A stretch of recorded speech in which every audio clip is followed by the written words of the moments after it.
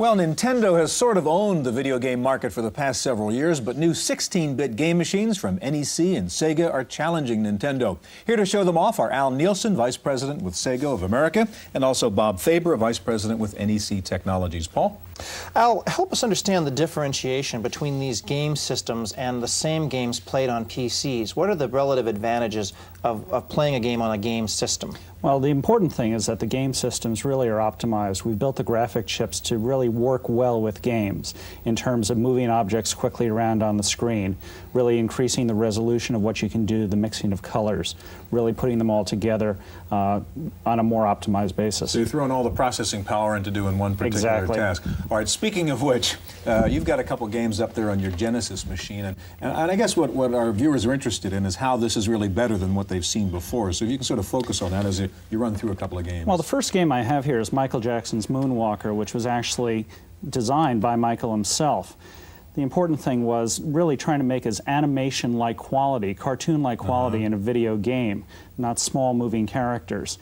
Show you what we've been able to do, and really, first of all, it's a new genre of video game, dance video games, or music video come to life. We put the quarter in and we start off here in the video game. Does 16-bit give you more detail, faster motion, better music, all of the above? Yeah. And first of all, you have real digitized voices. Michael's here is trying to save these kids who've been kidnapped. Listen to one of the girls. There she says, Michael. It's an actual digitized voice in the game.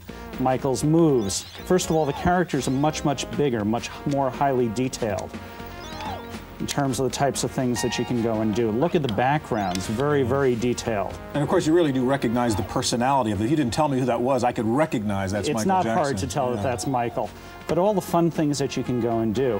One of the things that we've done in one of our commercials is really take Michael's videos and put Michael videos together with the game to show how realistic they are.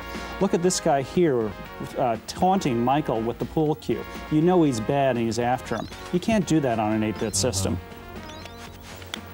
In terms of pricing, what's the console cost and what do the cartridges cost each? The cartridges are $49.95 on average. The Genesis system here costs $189.95 for the game. Okay, we have one more game we have time to take a look at. If you Sure. could switch that over there, Al.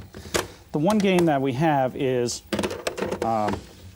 Mickey Mouse starring in the Castle of Illusion. Is this the first Disney character in a video game? Yes, on the 16-bit system. He has been on other video game systems over the years. But the important thing is this really demonstrates the capabilities of what you can go and do with the 16-bit system.